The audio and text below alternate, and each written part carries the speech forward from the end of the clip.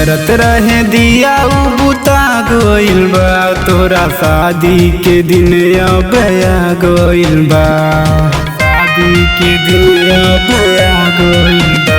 जवन जरत रहे दिया उ बुता गइल बा, तोरा शादी के दिन अब आ गइल बा।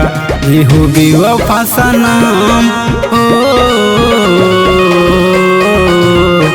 एहो बेवफा सनम ऐसन देहलू जखम, अब त जियल हमार मुश्किल भइल बा। तोहर शादी करके जियारा जुड़ा जाई हो, आजमगढ़ के लइका पगला जाई हो। तोहरा जिंदगी में दूसर के हुआ जाई हो, आई आजमगढ़ के लइका पगला जाई हो।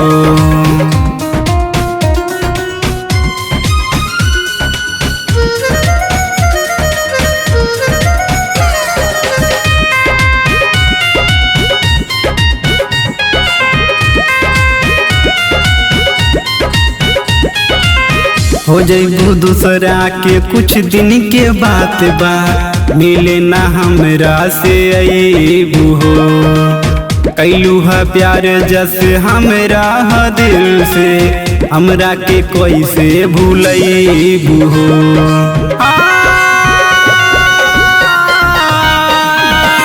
हो जइबू दूसरा के कुछ दिन के बात बा, मिले ना हमरा से अइबू हो। कैलू है प्यार जस हमरा दिल से, हमरा के कैसे भूलइबू हो। कैलू हमरा से छल हो, कैलू हमरा से छल, कैलू क्षण में बदल। कार्ड देखी के हद हमर फेल भइल बा। तोहर शादी करके जियारा जुड़ा जाई हो, भाई आजमगढ़ के लइका पगला जाई हो।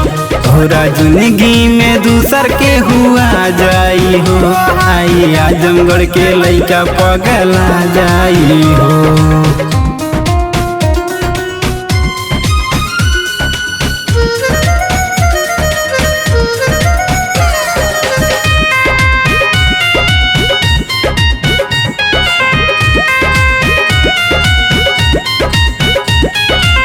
तू तो हो जाए के प्यारे भूल जाइबू, पियवा से दिलवा लगइबू हो।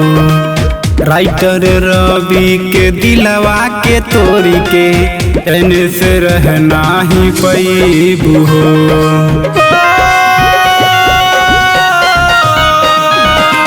तू तो हो जाए के प्यारे भूल जाइबू, पियवा से दिलवा लगइबू हो।